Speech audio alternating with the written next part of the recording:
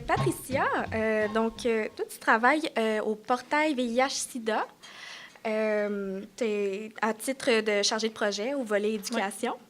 Puis, en ce moment, tu fais de la relation d'aide et aussi tu crées et animes des formations pour les professionnels et toutes les personnes qui sont intéressées ou qui vivent, en fait, avec le VIH, qui voudraient en apprendre plus sur les ITSS. Oui, exactement. D'accord. Donc, toi, qu'est-ce que... On va refaire les mêmes questions. Je suis prête. D'accord. Toi, qu'est-ce qui t'a motivé à t'inscrire au baccalauréat en sexologie? Moi, en fait, ça remonte... Mon Dieu, c'est la première fois que je parle dans un micro. Ça surprend. Ça remonte à très, très loin. Ça va encore sonner peut-être un peu cliché, mais j'avais toujours eu cette curiosité au niveau de la sexualité. Je me rappelle, j'étais jeune, j'ai un plus grand frère. J'allais dans sa chambre en catimini, puis ma mère, il avait acheté le livre « Full sexuel » de Jocelyne Robert. Vous devez toutes connaître Jocelyne Robert. Donc, ma curiosité avait toujours été là, mais sans vraiment reconnaître le métier de sexologue. Je ne savais même pas, en fait, que ce métier-là existait. Je me rappelle, au secondaire, on avait un cours qui s'appelait PPO. C'était Projet personnel d'orientation, quelque chose du genre. Puis ça nous aidait justement à nous orienter à qu'est-ce qu'on veut faire dans la vie. Puis c'est à ce moment-là vraiment que j'ai commencé à faire mes recherches sur le type de profession qui m'intéressait. Je cherchais un petit peu relation d'aide, psycho, travail social, etc. Mais tout d'un coup, j'ai tombé sur sexologue. Puis j'étais là, sexologue, il y a une profession qui parle de la sexualité. Il y a une profession pour aider les gens à s'épanouir, à éduquer, à s'affirmer dans leur sexualité. Puis c'est vraiment comme ça que le déclic s'est fait. Ça en est suivi que c'est drôle que Audrey disait tout à l'heure qu'elle a eu des contacts avec le centre de l'Estuaire, le centre sexologique de l'Estuaire, parce que je viens de Rimouski. Puis justement, j'ai appelé Cathy de cette clinique-là pour lui demander qu'est-ce que ça fait une sexologue, c'est quoi les possibilités d'emploi, etc. De là, ça en est suivi mon application pour le bac, etc. Donc, c'est vraiment comme ça que tout s'est déclenché, finalement. Puis, quand tu étais rendue à te trouver un stage, est-ce que ça a été facile? En fait, le stage, c'est vraiment le moment que j'avais le plus hâte de faire, dans le sens où on fait le bac, on apprend beaucoup, beaucoup de notions, c'est super pertinent, puis vraiment, c'est incroyable de voir tout ce qu'on peut apprendre, mais je me disais tout le temps, qu'est-ce qu'on va faire avec ça? Comment est-ce que ça s'applique? Qu'est-ce que ça veut dire, ces notions-là, au fond? Fait que j'avais vraiment, vraiment hâte au stage pour justement pouvoir mettre en pratique ces acquis-là puis ces apprentissages-là. Puis j'ai trouvé ça facile dans le sens où on a Marie-Ève qui nous aide dans le placement, justement, puis on a beaucoup de suivi avec elle, des rencontres. Puis ça m'a permis de voir aussi la diversité des milieux qu'on pouvait faire le stage. Si tu veux être dans une clinique médicale, tu peux. Si tu veux être dans un organisme communautaire, tu peux. Si tu veux être dans une école, tu peux. Puis oui, il y a une banque de milieux puis de stages, mais il y a aussi beaucoup d'ouverture à ce qu'on en amène nous aussi. Donc non, j'ai pas trouvé ça difficile de me trouver un stage. Tu t'es sentie accompagnée là-dedans? Oui, vraiment. Cool. Puis ça a été quoi ton premier emploi dans le domaine relié à la sexologie? Au début de mon parcours, ça a été beaucoup plus bénévole, dans le sens où j'ai fait mon bac en sexo, puis ma première implication plus sexologique, ça a été au centre didactique en éducation à la sexualité ici à l'UQAM. J'ai fait une session, puis je trouvais ça intéressant parce que ça m'a permis justement de découvrir les programmes, de découvrir aussi les noms des personnes qui ont fait ces programmes-là. Ça m'a permis de découvrir aussi des milieux, fait que j'ai aimé cette expérience-là pour ça. Par la suite, je me suis impliquée au niveau de la revue sexologique Les Trois Sexes. J'ai commencé par faire de la collaboration aux actualités. Donc, ça me permettait de quotidiennement regarder un petit peu les actualités dans le monde de la sexo, puis de me tenir à jour, puis de moi me former aussi de façon continue. Puis, par la suite, mon stage, je le compte aussi comme une expérience professionnelle parce que, justement, je trouve que c'était la première expérience professionnalisante qui m'a permis de mettre en pratique mes acquis, puis de faire de la relation d'aide, de faire des interventions de groupe. C'est la première fois que j'ai fait de la formation professionnelle. Donc, même si c'était bénévole, pas rémunéré, je trouve quand même que c'est une expérience qui m'a beaucoup aidée professionnellement parlant. Puis, en fait, le stage, puis ça, c'est vraiment le message que je veux tout vous passer, c'est ce qui m'a permis de m'ouvrir des portes pour un emploi parce que de ce stage-là, c'est découlé le poste que j'ai aujourd'hui. Donc, moi, j'avais fait mon stage pour le projet InfoHerpès, qui est un projet pour les personnes vivant avec l'herpès génital. Donc, on a une ligne téléphonique, on fait des groupes de soutien, on va animer des formations, on a quand même plusieurs types de services. Puis ce projet-là, en fait, c'est une collaboration entre le portail VIH-Sida du Québec, qui est l'organisme auquel je travaille, puis le CAPAC. Puis quand j'ai terminé mon stage, je trouvais ça dommage parce que je me disais « Ah, ça concrétise que c'est ça que je veux faire, que c'est la clientèle avec qui je veux travailler, puis je me sens bien dans ce que je fais. » Puis ça prenait fin. Je trouvais ça vraiment plate. Puis toute chose tombe si bien. Justement, il y avait des ouvertures de postes au niveau du portail avec les années financières, etc. Puis j'ai appliqué. Puis comme de fait, si je suis ici pour vous parler aujourd'hui, c'est parce que ça s'est bien passé. Puis au portail VIH-Sida, qu'est-ce que tu fais en fait là-bas en ce moment? Beaucoup de choses. En fait, chaque journée va être différente, tout dépendamment du jour de l'année aussi. Puis, grosso modo, disons, les tâches que je peux faire principalement... Bien, pour vous mettre en contexte, premièrement, c'est quoi le milieu que je travaille? Notre mission, c'est d'éduquer les personnes vivant avec le VIH, plus particulièrement, mais aussi toutes les personnes de la population qui auraient des questions sur les ITSS et le VIH. Donc ça, c'est notre mission. S'en découle plusieurs activités. On est un organisme qui est provincial. Donc, on couvre vraiment toute la province, ce qui fait qu'on répond à des demandes partout, puis ce qui fait aussi que je me promène beaucoup. Puis, on est beaucoup aussi virtuel. Donc, ce qui fait en sorte que je fais beaucoup d'interventions par téléphone. On a un clavardage sur notre site Internet. On a une plateforme qui s'appelle Sextinfo, que les gens nous textent anonymement pour poser leurs questions. Donc, moi, j'échange avec eux. Les gens peuvent aussi nous contacter par courriel. Donc, il y a quand même vraiment beaucoup de façons de communiquer avec nous. Puis, des fois, les gens, ils pensent que je parle vraiment juste du TSS à journée longue, puis c'est pas faux. Parce qu'au fond, si les gens y appellent, le prétexte, c'est ça. Ils ont une question sur mode de transmission, traitement, ils veulent évaluer les risques de transmission, etc. Mais ça finit qu'on va parler de divulgation, d'acceptation.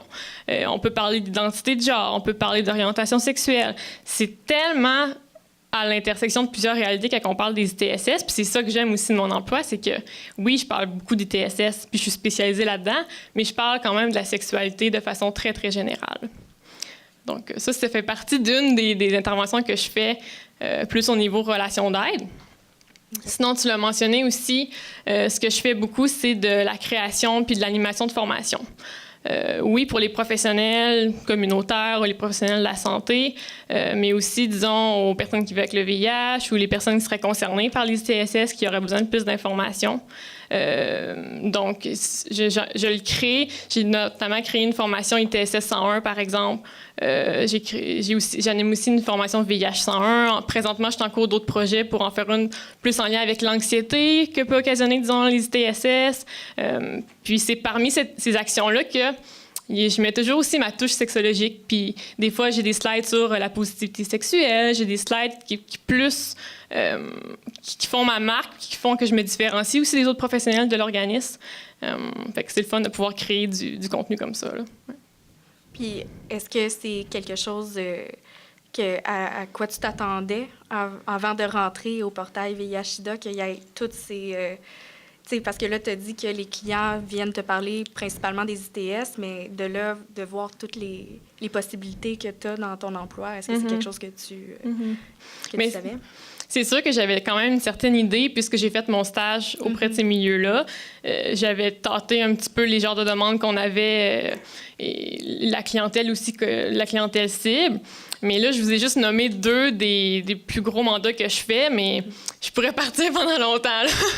Dans le sens où on a beaucoup de partenariats. Puis, par exemple, dans le mois de mai, on organise un symposium. C'est une journée qui a plusieurs conférences. Puis, je pensais jamais que j'allais être impliquée dans un processus de, justement, j'ai créé cet événement-là avec des collègues, bien évidemment, mais d'animer des comités scientifiques, de contacter plein de conférenciers, conférencières, de les accompagner dans leur présentation, les locations de salles et tout. Et je pense que les organisateurs, juste de la soirée aujourd'hui, vous avez une idée de qu'est-ce que ça peut être organisé à un événement, mais je pensais pas, dans ma job de professionnelle en sexologie, on dirait que c'est pas le genre de choses qu'on apprend nécessairement dans le bac et dans le stage, mais c'est tellement beaucoup plus que ça, puis ça peut être vraiment stimulant aussi de faire ce genre d'activité-là, puis ça met à profit aussi notre profession à plein niveau, là. Puis on participe à des événements communautaires aussi, à la fierté communautaire, par exemple. On va avoir des kiosques, on va faire beaucoup de sensibilisation puis d'éducation. Par exemple, récemment, il y a eu des étudiants de la pharmacie, des étudiants en pharmacie de l'Université de Montréal qui voulaient collaborer avec nous sur un projet sur la stigmatisation en lien avec les ITSS. C'est revenu dans ma cour. Puis je supervise des étudiants en pharmacie, je les accompagne dans leur création de capsules vidéo, de rendre la touche justement un petit peu plus inclusive, sensibilité aux mots qu'on utilise, etc. Puis c'est des choses que c'était pas marqué dans le descriptif de tâche, ça. Mais que t'as amené. Oui, exactement. Donc, il y a vraiment plusieurs... je peux faire beaucoup de choses, en fait, en une journée, là, puis ça dépend de... Il y a pas... Tu sais, tantôt de la question, c'était c'est quoi la journée typique ou quel genre de journée, mais justement, il y en a tellement pas une pareille parce que ça dépend des projets, puis on a beaucoup de partenariats, en fait, là. C'est beaucoup comme ça qu'on travaille, là. Et est-ce que tu as eu des moments plus difficiles, des embûches dans ton parcours professionnel jusqu'à présent? Ben, je dirais que je fais partie des chanceuses, si je peux dire comme ça. Ben, dans le sens, c'est pas de la chance parce que j'ai travaillé pour aussi, mais tout c'est quand même bien découlé. J'ai fait des expériences de bénévolat, etc.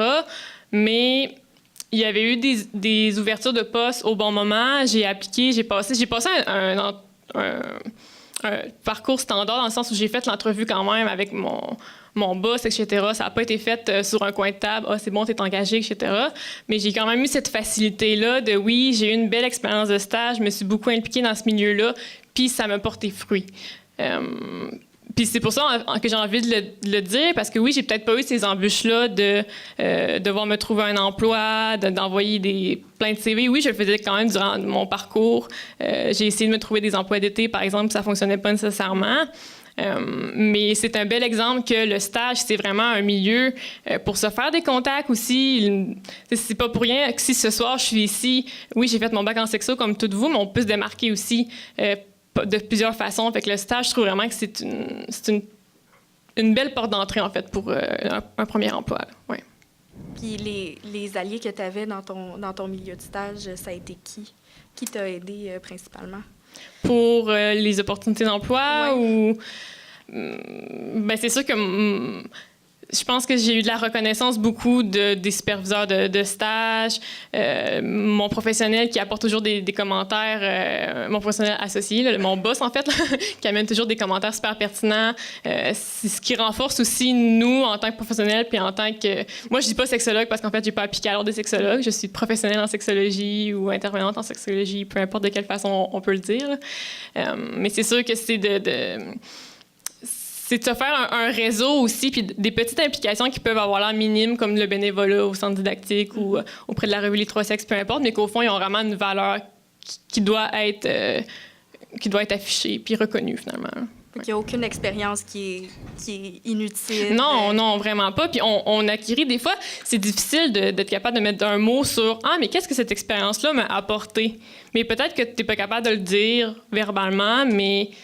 fort probablement que ça a transformé quelque chose en toi, dans ta pratique, dans ta façon de faire. Tu vas en retenir quelque chose. Là. Il y a quelque chose qui va ressortir de ça. Puis comment tu envisages ta carrière dans le futur? En fait, je suis ici pour vous parler justement des possibilités d'emploi avec le bac. Puis je vous le dis, 100 000 à l'heure, moi, c'était une de mes craintes depuis le début. Et c'est stimulant, c'est le fun, c'est passionnant, mais y a-tu de la job? Puis je sais que c'est une crainte de beaucoup, puis il y a beaucoup, beaucoup de pression dans le bac en sexo. Là. Je sais pas si c'est toujours ça, mais en tout cas, moi, c'était ça. Là. Donc, c'était vraiment une de mes craintes. Puis j'ai toujours voulu faire la maîtrise en sexologie aussi. Mais je me disais, je me vois mal terminer un bac, pas d'expérience professionnelle. Je sais même pas qu'est-ce que je peux faire au fond avec mon bac réellement. J'avais besoin d'acquérir justement cette expérience professionnelle-là, découvrir... Je découvre différents milieux aussi parce que je vous l'ai dit, on travaille beaucoup en partenariat.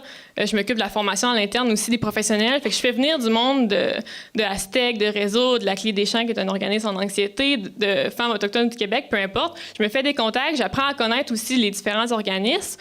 Puis c'est ça que je suis allée chercher avec, justement, en terminant mon bac, me professionnaliser en tant qu'intervenante en sexologie. Mais j'ai toujours eu ce désir aussi, en fait, de poursuivre vers la maîtrise pour diverses raisons qui m'ont été confirmées, en fait, dans mon expérience professionnelle. Donc, j'ai justement appliqué à la maîtrise, puis aujourd'hui, comme Adon, j'ai eu la confirmation que j'avais une entrevue, donc j'espère que ça va bien s'enligner pour la suite. On te le souhaite. Merci. Donc, c'est sûr que dans mon plan de carrière, évidemment, ça serait justement de faire la maîtrise en sexologie. Laquelle? En clinique. OK. Oui. Puis je veux pas copier Audrey, qui je ne sais pas est où dans la salle, mais tout à l'heure, je disais justement que je venais de Rimouski, puis mon but, ça serait de revenir justement dans le Bas-Saint-Laurent, puis ouvrir, peu importe de quelle façon je pourrais travailler, mais de travailler en fait en région, parce que, je l'ai dit tout à l'heure, on est un organisme au portail qui est provincial, puis je l'entends, la demande, à travers la province partout. La semaine passée, j'étais à la Rwanda animer des ateliers puis des formations aux personnes vivant avec le VIH puis aux professionnels. Puis je me disais, c'est pour ça que je suis là, puis c'est pour ça qu'on travaille, parce que partout, il y a de la demande, peu importe dans quel milieu vous allez travailler. Donc, c'est ça. J'aimerais ça retourner peut-être en région. Des beaux projets. Oui. Puis en terminant, quel conseil que tu pourrais donner aux futurs diplômés? Ben de pas se buter au il y a pas de job. Moi quand je me présente puis je dis j'ai étudié en sociologie, hein quoi? Ils sont pas trop sûrs puis ils comprennent pas. non, sexologie puis il y a une éducation, oui, encore à faire autour de la profession, mais c'est vraiment pas vrai qu'il y a pas de job, puis j'ai envie de vous dire toutes les possibilités puis toutes les opportunités sont là. Peut-être que des fois il faut se les faire, mais il faut travailler pour, puis c'est vraiment reconnaissez votre propre valeur, puis de là, vous allez être capable de la faire reconnaître aux autres. Donc, c'est ça que j'ai envie de vous dire. Bien, merci beaucoup. Merci.